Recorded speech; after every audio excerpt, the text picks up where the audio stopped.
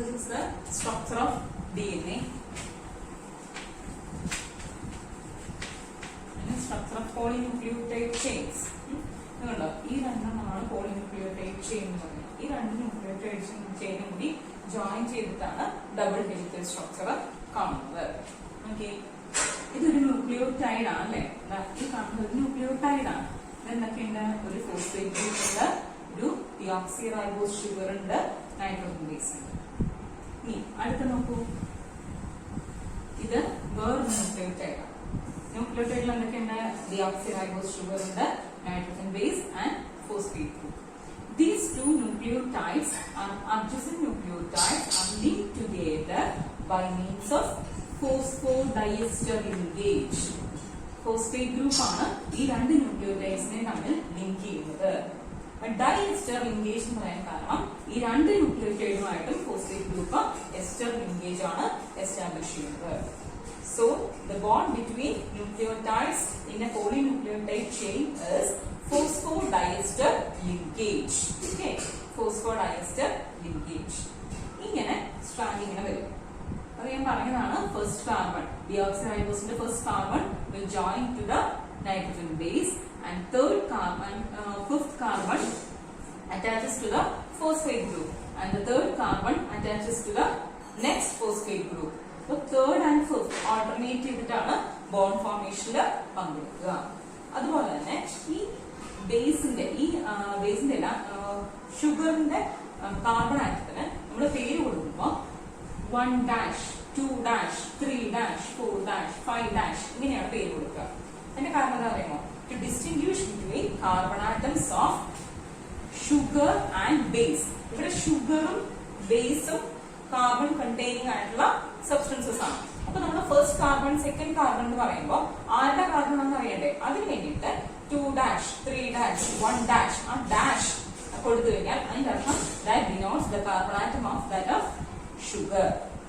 ഇപ്പൊ നോക്കിയേ, ഷുഗർ ന്യൂക്ലിയോടൈഡിന്റെ ഏതൊക്കെ കാർബൺ ആണ് ബോണ്ട് ഫോർമേഷനിൽ പങ്കെടുക്കുന്നതെന്ന് ചോദിച്ചു കഴിഞ്ഞാൽ 3 and 5 എന്ന് പറഞ്ഞു കഴിഞ്ഞാൽ നമുക്കറിയാം ഡാഷ് വന്നതുകൊണ്ട് അത് ആരുടെ കാർബൺ ആയിരിക്കും? ഷുഗറിന്റെ കാർബൺ ആയിരിക്കും. Okay, 1 is linked together to the nitrogen base. ഇനി നമുക്ക് ഇങ്ങനെയാണ് ഒരു ന്യൂക്ലിയോടൈഡ് ചെയിൻ ഉണ്ടാകുന്നത്. ഇതാണ് ഒരു ന്യൂക്ലിയോടൈഡ് എന്ന് പറയുന്നത്. ഈ കാണുന്നതാണ് ഒരു ന്യൂക്ലിയോടൈഡ്. ഇതുപോലെ തന്നെ അടുത്ത ന്യൂക്ലിയോടൈഡ് ഉണ്ടാവും. ഇതിന് കുറച്ച് വ്യത്യാസമുണ്ട്. ഡയഗ്രാം നോക്കിയിട്ട് എന്താ വ്യത്യാസം എന്ന് പറയാൻ പറ്റുമോ? ഈ ന്യൂക്ലിയോടൈഡ് ഇങ്ങനെ തിരിച്ചു വെച്ച പോലെ, തല തിരിഞ്ഞിരിക്കുന്ന പോലെ നോക്കുന്നത്. നോക്കിയേ, ഇവിടെ ഷുഗർ ഇങ്ങനെ നേരെ തിരിച്ചല്ലേ ഈ ഷുഗർ ഇരിക്കുന്നത്, തല തിരിഞ്ഞായിരിക്കുന്നത്. അതായത് ഇവിടെ നോക്കിയേ, ഈ സ്ട്രാൻഡിൽ ഇവിടുത്തെ ഫിഫ്ത്ത് കാർബണില് ഇവിടെ 5' എൻഡില് ഒരു ഫോസ്ഫേറ്റ് ഗ്രൂപ്പ് ഫ്രീ ആയിട്ട് നിൽക്കുകയാണ്.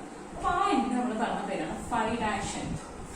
അതുപോലെ ഇതിന്റെ ഏറ്റവും അറ്റത്ത് നോക്കിക്കഴിഞ്ഞാൽ 3' എൻഡിൽ ഈ ഷുഗറിന്റെ തേർഡ് കാർബൺ എന്ന് പറഞ്ഞതാണ്. ഇത് ഫസ്റ്റ്, ഇത് സെക്കൻഡ്, ഇത് തേർഡ്. അപ്പൊ 3' എൻഡിൽ ഒരു ആരാണ് OH ഫ്രീ ആയിട്ട് നിൽക്കുകയാണ്.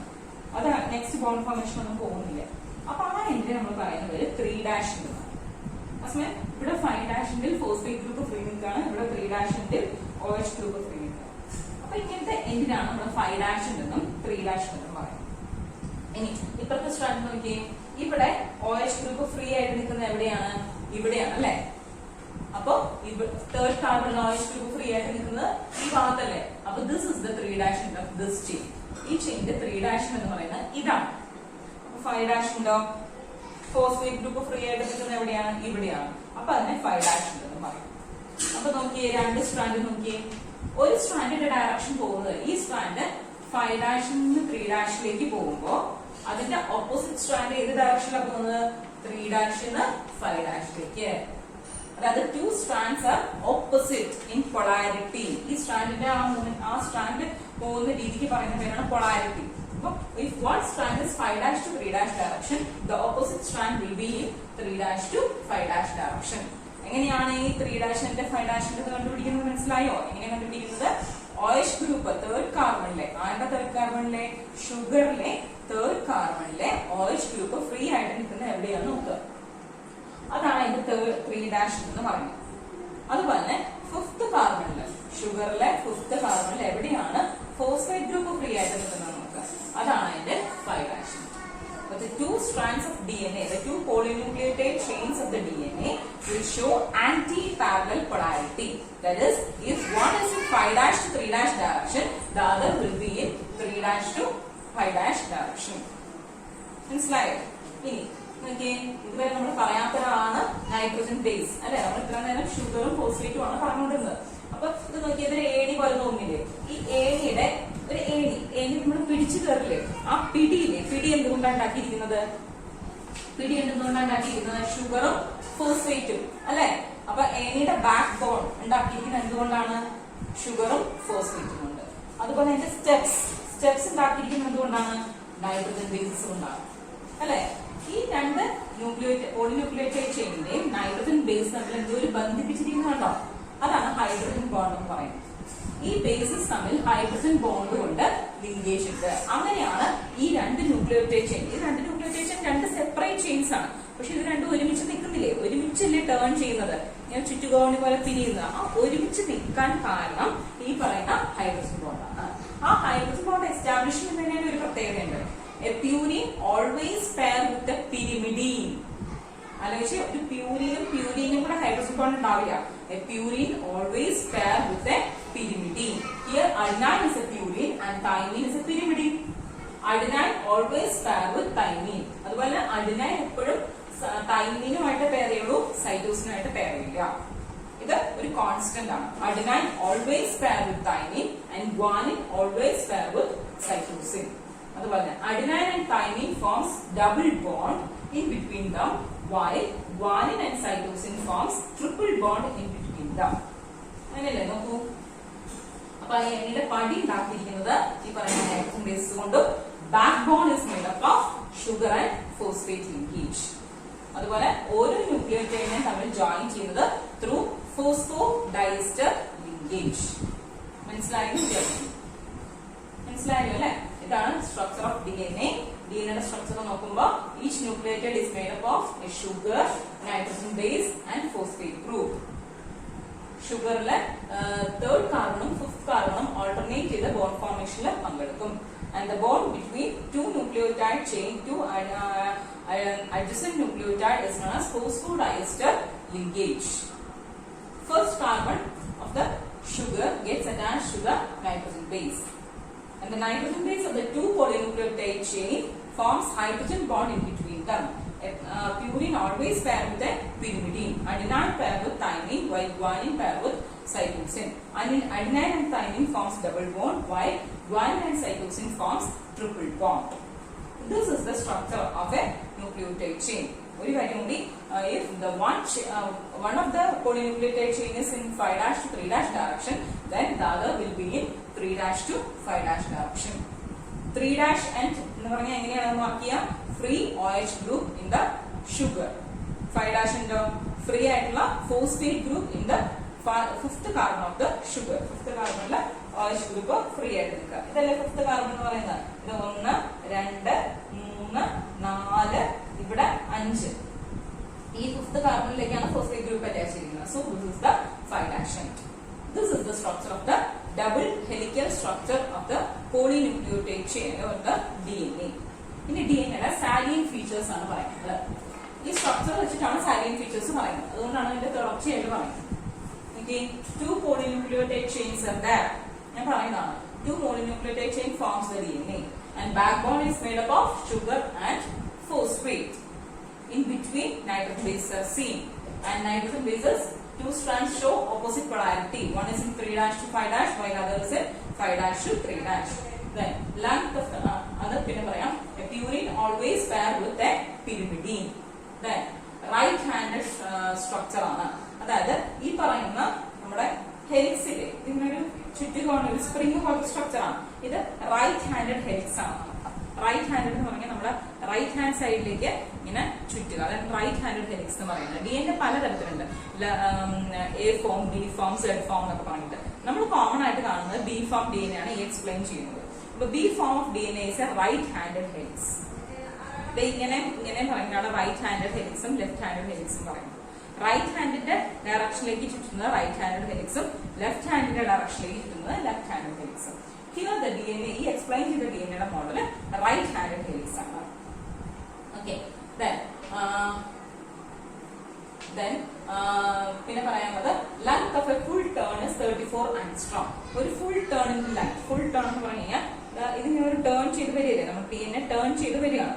ആ ടേൺ ചെയ്യുന്ന ഒരു ഫുൾ ടേണിന്റെ ലെങ്ത് എന്ന് പറയാൻ 34 ആംഗ്സ്ട്രോം ആണ്. അതുപോലെ ഒരു ഫുൾ ടേണിൽ 10 ബേസ് പെയർസ് ആണ് ഉണ്ടാക്കുക. നമ്മുടെ DNA ഇങ്ങനെ ടേൺ ചെയ്യാണ്, ആ ഒരു ഫുൾ ടേണിൽ 10 ബേസ് പെയർസ് ആണ് ഉണ്ടാക്കുക. ഓക്കെ,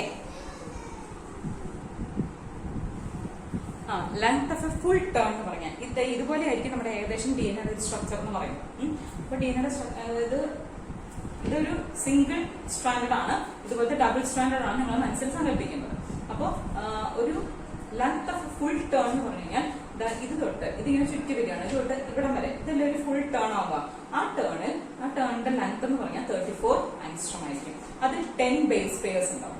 അതുപോലെ pitch of the DNA, pitch എന്ന് പറഞ്ഞാൽ ഈ രണ്ട് ടേണിന്റെ ഇടയ്ക്കുള്ള ഇത്, അത് 3.4 നാനോമീറ്റർ ആയിരിക്കും. അതിനാണ് പിച്ച് എന്ന് പറയുന്നത്. പിച്ച് 3.4 നാനോമീറ്റർ, രണ്ട് ടേണിന്റെ ഇടയ്ക്കുള്ള ആ സ്പേസ്. മനസ്സിലായോ?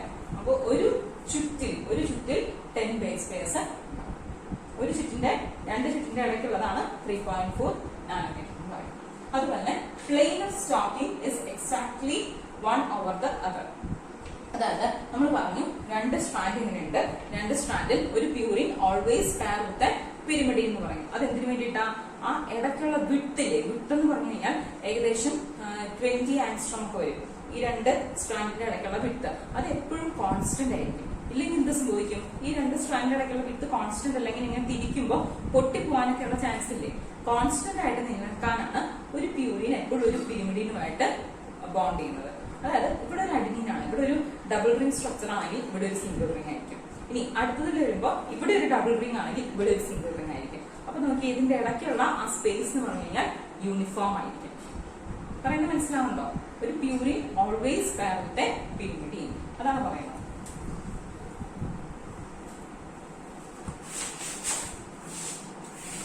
അതായത് നോക്കൂ, ഇതിന്റെ ഇടയ്ക്ക് ഇപ്പൊ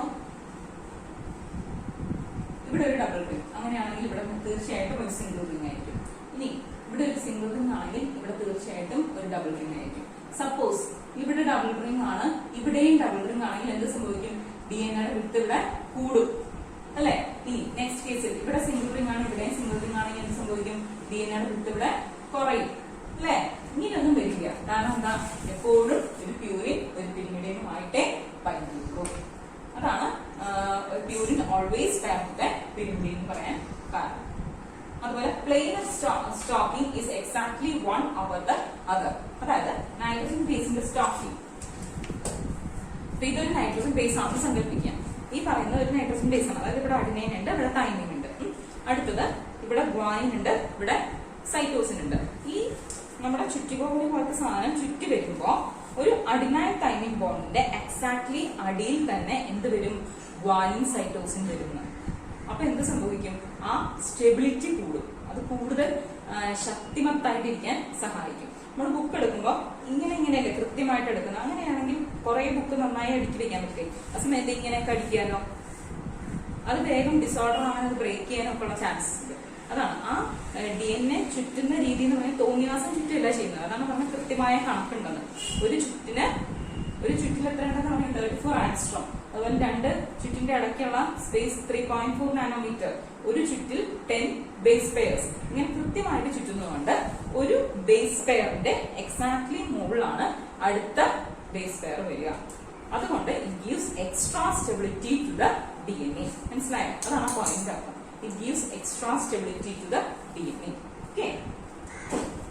ഇനി അടുത്തത് നിങ്ങൾ ടെക്സ്റ്റിൽ ഇല്ലാത്ത എന്നാൽ ആവശ്യമുള്ള ഒരു കാര്യമാണ് പറയുന്നത് ചാർഗാഫ്സ് റൂൾ എന്ന് പറയുന്നത്. ചാർഗാഫ്സ് റൂൾ എർവിൻ ചാർഗാഫ് എന്ന് പറയുന്ന ഒരു സയന്റിസ്റ്റ് ആണ് പ്രപ്പോസ് ചെയ്തത്. According to Chargaff's rule, amount of purine in a particular DNA molecule, amount of purine is equal to amount of pyrimidine. പ്യൂരിന്റെ എമൗണ്ടും പിരിമിഡിന്റെ എമൗണ്ടും ഈക്വൽ ആയിരിക്കും. അല്ലെങ്കിൽ A plus G എന്ന് പറഞ്ഞാൽ എന്താ? പ്യൂരിൻ ആണ്, അല്ലെ? T plus C, that is pyrimidine. A plus G is equal to T plus C. അതും അല്ലെങ്കിൽ A is equal to T, G is equal to C. അതങ്ങനെയല്ലേ? A is equal to T. കാരണം നോക്കിയേ, ഇവിടെ എത്ര A വരുന്നുണ്ട്? ഇവിടെ ഒരെണ്ണം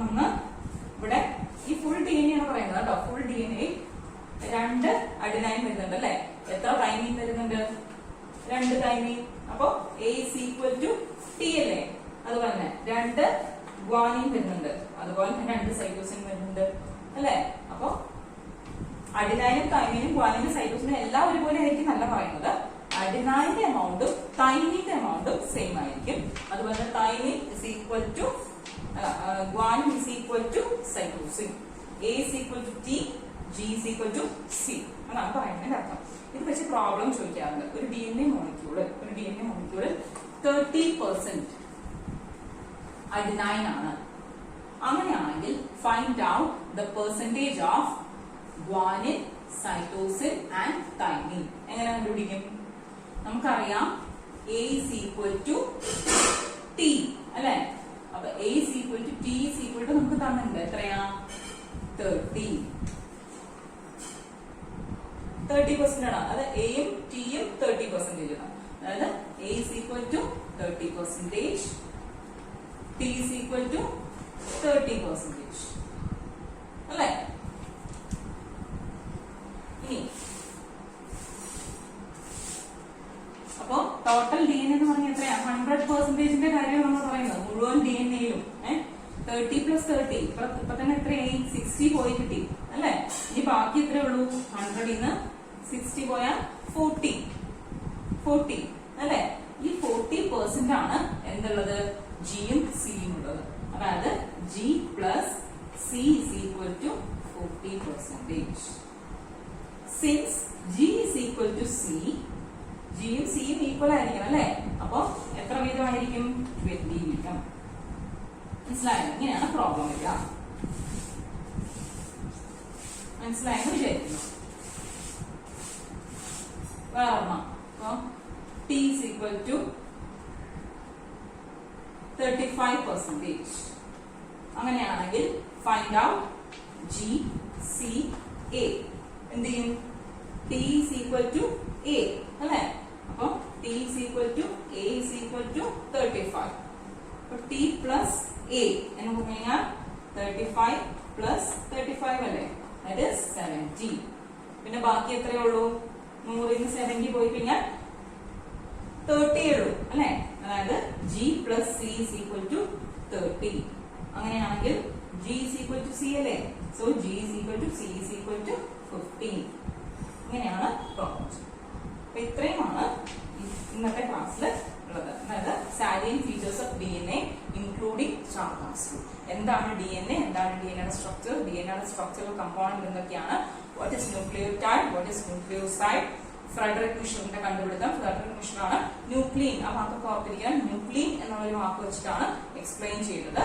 later it was find out that this nucleic acid, nucleus എന്നൊക്കെ പറയും. ലേറ്റർ എന്താ പറയാ, സെല്ലിന്റെ ഉള്ളിൽ ന്യൂക്ലിയൻ എന്ന് പറയുന്ന സ്ട്രക്ചർ ഉണ്ടെന്നാണ് ഫ്രെഡറിക് മിഷർ പറയുന്നത്. പിന്നെ അതുപോലെ തന്നെ DNA double helical structure propose ചെയ്തത് Watson and Crick. Also Rosalind Franklin എന്ന് പറയുന്ന ഒരു സയന്റിസ്റ്റിന് കൂടി ഇതിന് നോബൽ പ്രൈസ് കിട്ടിയിട്ടുണ്ട്. ബിക്കോസ് എക്സ്റേ ക്രിസ്റ്റലോഗ്രഫി, അതായത് ഈ സ്ട്രക്ചർ കണ്ടുപിടിക്കാനുള്ള ടെക്നിക് അത് കണ്ടുപിടിച്ച, അതാണ് എക്സ്റേ ക്രിസ്റ്റലോഗ്രഫി. അത് പ്രപ്പോസ് ചെയ്ത് റോസ്ലിൻ ഫ്രാങ്ക്ലിൻ ആണ്. അപ്പൊ ഇവർക്ക് 3 പേർക്കും കൂടിയാണ് അതിനുള്ള നോബൽ പ്രൈസ് കിട്ടിയിരിക്കുന്നത്. പിന്നെ what are the salient features of DNA. ഇത്രയും കാര്യങ്ങളാണ് ഇന്നത്തേക്കുള്ളത്. എന്തെങ്കിലും ഉണ്ടെങ്കിൽ, സംശയം ഉണ്ടെങ്കിൽ ചോദിക്കുക.